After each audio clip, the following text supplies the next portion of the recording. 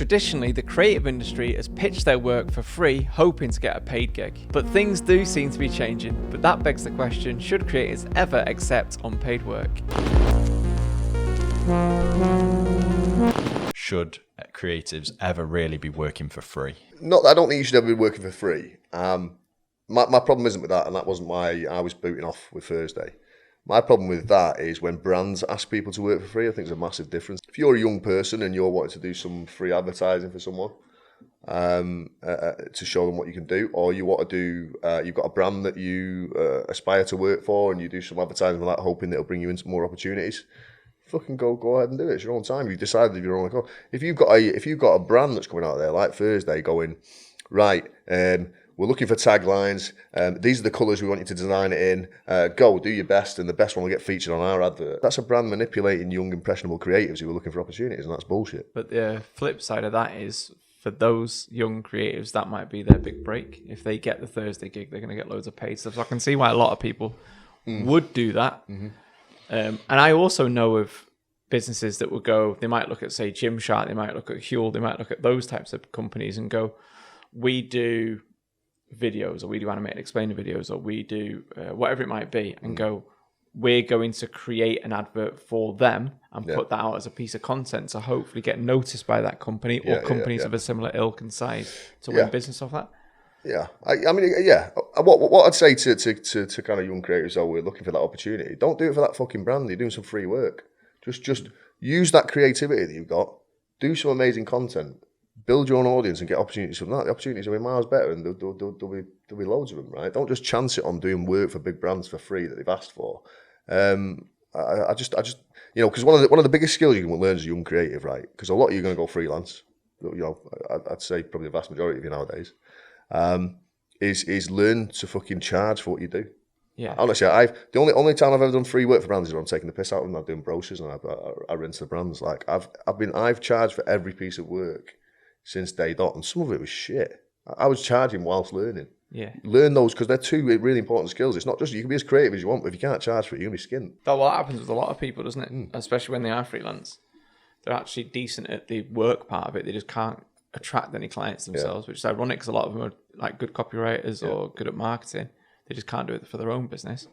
No. Or find money awkward. I don't want to start, what am I really worth? And I don't want to. So they do work, even when they do charge, that it doesn't cover what it costs them, all the time and the effort and stuff like that. So it is hard asking people for money. You do feel guilty. So, and especially creatives, you don't actually respect your own work, so you think you're charging for a pile of shit. Have you seen some of the stuff that Brewdog was doing? Where they were actually getting people to come in and pitch an interview, like actual marketing strategies for like 6-12 months sort of marketing plan. They were doing it to agencies, and they were doing it to creatives who were interviewing for jobs. And then these marketing things, like you said it on the call to the lad from Thursday, but they were basically stockpiling ideas. Yeah. And using them in later campaigns. So they're thinking is, if I get someone in an interview here, come up with a really good campaign, and we use it 2 years later, no one's going to notice. Yeah, well, that was the thing that I had when we actually spoke to George, that was the CEO of Thursday, and obviously he did that billboard post on LinkedIn, asking for people to have their go at like writing the copy for that billboard. That's what I said. What happens to all the people that you don't pick? And they would just they would stockpile all the best ones. Of course you would. If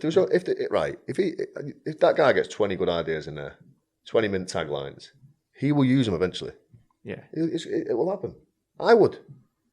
You would, because they're good ideas, and they're going to market your brand and sell it more and get more downloads. Because of course he's going to use them.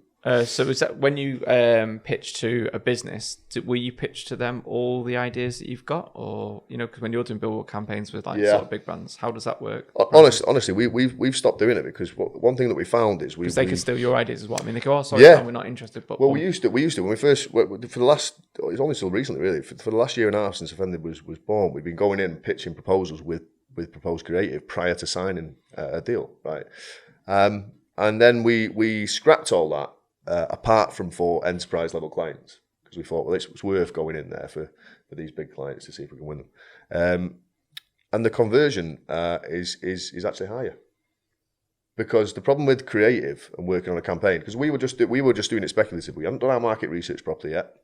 We hadn't had time. We hadn't interviewed the client. We hadn't been so you into the mean business. when you were just like throwing some slogans together and then going into the meeting? It was just we're like, going in with a one of proposed these might creative. be all right. Exactly. Yeah, we're just saying this is to give you an idea. The problem with that is, you might just be in your head giving them an idea. If they look at that creative, because it's so subjective, creativity and marketing, and it's their business. If they look at that and they get the ick from some little thing that you've done wrong on there, or they don't like the colour, or they don't like one word you've used, that's it. Proposal down the toilet. Whereas they're already bought, and if they come in, especially if they come in as an inbound lead, you go in with a proposal about who you are as an agency and what you can do, and then later on, then you work as a creative and get paid from day dot. It was actually an error. Was giving away ideas early. Yeah, because it got us less business. Yeah, but most struggling creatives wouldn't even recognise that, would they? No. They'd think, oh, if I do all this, I might get the gig. Exactly, which is mental. You've got to think about how much time it takes. And ideas aren't easy. People might think they are. All those people putting comments in Thursday's box, it took them 2 seconds. Most of them were absolutely dog shit. Mine was good. I don't know. If we can pull mine up, should win. As always. So I guess for those who missed that, you managed to get them on a call, George, on a call. Kind of grown arms and legs in the last 24, 48 hours, and now it's getting a bad rep from a lot of people. So I just wanted to get your thoughts on what's happened the last 48 hours. The intention of this was never to cause offense to anyone. It was very much just a LinkedIn post of, hey, we're going to ask our community of people that follow us and like to engage just for a bit of fun of any cool one-liners that they might have. And caused a bit of a stir on social media. Yeah, that's what surprised me, to be fair. So obviously when it broke, I thought this is perfect for Use My Own, because obviously we talk about stuff like this that goes on every month, stuff that's been happening in marketing. The Thursday story was like the biggest story, like 48 hours. And I personally felt at the time that George hadn't deliberately done this to lure in creatives and get loads of copy written for him. I just thought it was a bit of fun. Scroll past it if you don't like it, or don't have a go if you don't like it. And it wasn't taking the money out of the pocket of copywriters and creatives. Like, if you've got a problem with it, you're not going to enter it. That's how I saw it at the time. Anyway, a lot of people thought that. 48 hours after the post came out, he started to get a bit of shit. So we asked him to come on VAMO. We told him we'd spoke about their guerrilla marketing stunts, because you've praised Thursday a few times on previous episodes. Yeah, and the prick then said he didn't think it was being recorded. And I just thought, what a weird thing to say. When we said, this is going to be on Views My Own. Do you want us to send you it before we post it? You can have a look at it before it comes out. He was fine with all that. What did he think? Number one, we were sat in a studio. He spoke to the videographer. Calls, mate. In full studio. That's true. The team around you. Like, what did he think? What did he think was happening? And what did he think we were talking about at the beginning of the video? And we were like, we spoke about it in previous episodes and blah blah blah. It was mental. I mean, I went a roller coaster of emotions with George because, obviously I saw the first campaign and I thought, Belland. Yeah. Obviously he's privately educated.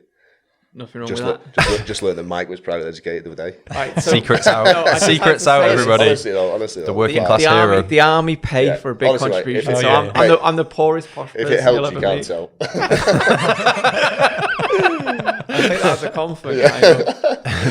But yeah, George, on his first campaign, I was like, I love the marketing, and it feels to me like someone good in marketing's left, and now the founders are trying to do the same because, they stuck a camel in London, thought it was funny. It's not funny playing with animals. Number two, they did this campaign asking for free work off creatives, right? And that pissed me off, right? Then you got him a call. I thought, right, great. Get all my notes together. Gonna go in on this guy. And then he was lovely. I thought he was quite sound. It was lovely. It was lovely. He took it all on the chin. I thought everything he said was intelligent, and I thought, fair enough. Like I get it. It was, there's a marketing activity. It worked, and he said he got the downloads from it, and I thought, fair enough. Like, okay, I like him. And then he came on and says this, fucking, what did he say? So you didn't tell me this was being recorded. We did the post afterwards and put the video out to say, look, we got the CEO on from Thursday. Here's what he thought. And then his post was, you didn't tell me this was being recorded, but that's cool. I hope your exploitation. But he's put that as if like, we've said that he's exploited people. I don't know. He never said the word exploitation, so that's in the back of his mind. Yeah. You can't put something in quotes that's you're feeling guilty there, George. Of this situation and comment on this. Yeah. brings you the huge impressions that you're looking for. The irony, but that's not ironic. Yeah, that's not ironic. And also, learn what irony means, George. But the other thing is we've come kind of back to. But also, then now, people thought this was a joint. Well, the thing is, I thought it was a joint thing. But now I've come back, and now I'm wondering, has George put that on purpose as a marketing thing? Yeah, no, I think that is what. If that's the case, George, we're back mates again. I think you're giving him too much credit. I think you've called him a prick and a belly, and mates might be gone by now. That's what I think. Like, so Dan thought prick. Actually, he's come on. It's grown arms and legs. It wasn't what he thought. Prick again, but actually, it's now turned out quite clever marketing. So he's gone from marketing genius to absolute bellend. Got 125 likes. People liked that reply, didn't they? Yeah, but that's because they're all Thursday. There was a few curious They're all ones. Thursday How games. many of them are using the app? How many of you lot are using the app? Let's go through, shall we? Let's see how many of these people are using the app. None of them are using the app. Right, They're all in the 50s. Just as a random one, it's just the hashtag writer's block. It's not. You've not got writer's block. Hashtag and shoot your shot with a kiss. It's weird. So also as well, right? If he's asking for fucking, he's saying I'm not asking for writers. I wasn't asking for writers. Yeah. And then you put writer's block though. I mean, you can't. Yeah. The people who get writer's block are generally people who are going to write. I did like one comment, just a random one that said, copywriters and creatives didn't invent words. Which, you've not got a monopoly on words, Dan. Yeah, that's true. I mean, brain surgeons didn't invent brains either, but don't let me touch one, are you? On social media platforms, once someone else comments or engages with your post, it can then get seen by who wouldn't necessarily be your core audience. So there's some people there that don't really know the context, probably haven't watched the video, have just seen George's comment show up in their newsfeed and gone, oh, I like George, so I'm going to agree with him, back him, or whatever, without knowing the context. Because if you look, like... Do you think Elliot Larson was one of those? But yeah, Elliot Larson was one of my funniest comments, Dan. He had a few strong words. I say strong words. Few words to say about you. Elliot Larson, no profile picture as usual. Dan sounds like a drip to me. That's got one like as well. Yeah. From you work. So wait a sec, you say he's part of the community as well? If he's not, he likes a lot of the views of my own posts on Twitter. We're at the start of building the community, and I've already got someone who don't like me in there slagging me off. You're winning. But what's good though, Dan, is this is a platform where you can have different views with people, and you don't have to abuse them. Fuck his views. Get rid of him. But I think I actually did a post about Thursday saying, "Are Thursday the new Brewdog?" Honestly, if they carry on with marketing campaigns like this, they're heading that way. Yeah. Right? They're heading that way. I've heard. I'm going off just here. Say I've heard the app's not. I'm not single, so I haven't used it, but I've heard the app's not very good. Yeah. So. I don't know anyone that's been on it. I should be the target market. I have never had an ad for Thursday. I've only ever heard of it from LinkedIn. There you go. At least Brewdog's beer tastes nice, right? Yeah. That's what I'm saying. Yeah. But it used to be called Honey Pot Thursday. Oh, did it? They rebranded. So they rebranded it? Yeah. Whereas the other CEO was called Matthew McNeil Love, which is a good name for a dating app, isn't it? Double-barrelled. Bet you know a lot of those guys. No, not at my school. The roughest. A lot of my classmates, alumni, is that what we call them? I don't know what we call them. Illuminati. Illuminati. That's where it started. So creatives, should you be working for free? In an ideal world, the answer is no, but the reality is there's so many creatives and freelancers out there. Now, I think, personally, sometimes you've got to do that. Because we would say if you're going to set up your own business and learn skills, like you'll probably take a pay cut to go and work somewhere to get that experience. So I think it's a necessary evil. As much as I'd like to say, charge your worth and don't do it. Yeah. The fact of the matter is now it's that competitive, and you are probably going to get stung a few times. Yeah. That's all part of your learning. Like you said about learning how to charge your worth and being crap at it and learning why you're charging people. I think to be a good freelancer or be a good creative, you have to almost go through that baptism of fire, get stung, get burnt a little bit. You've got to earn your stripes, as they say. But maybe I'm just saying that as an old person that's never had to do this before. If you've not got a paying client as a freelance marketer, I would probably say go and speak to a few companies on Facebook or Twitter or LinkedIn and say, look, you don't get many clients. Let me almost learn and build your business and test my skills on your business in a live environment, whether it's right or wrong. But I think if they're a huge organization asking people to do that, that's a completely different thing. If you're posting million, 2 million, 3 million, 4 million pound profits, but then you're getting someone to go through a 6-month recruitment campaign and giving you a year's worth of create it for free, I think that's wrong. Yeah, definitely. You know what? If you're uncreative, do what you want.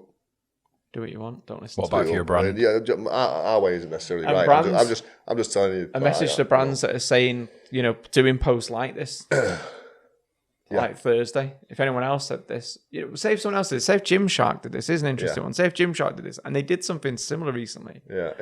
They didn't get the same kind of shit. They were like, "Can you do a post here and see who can come up with the best ideas for Gymshark?" Have got a partnership with someone. I can't remember it off the top of my head. Yeah. And I just thought, do Gymshark get away with it because they're a more likable company and Ben Francis is a more likable person? Yeah. Well, I think I didn't notice that one. Otherwise, I would have gone at them as well. But I think the reality is as well is Thursday and Brewdog and all these people aren't going to give a fuck anyway. It's just the creative industry going after them. Yeah. They're not really doing that much damage. And guess what? If Brewdog dropped in my inbox tomorrow and said, "Here's a brief, fancy doing a bit of work," I'd give it a go. So, views my own. We have got views and principles, unless there's some money in it. Yeah, the things I'll do for money. That's the end of this month's free chat. We'll be continuing this conversation over in our private community. When you join, you get access to our private online channel, weekly newsletters with insights and challenges to help you improve your business. You also get access to full-length episodes where we answer your questions. To receive all of that, click the link below this video or go to viewsmyown.social.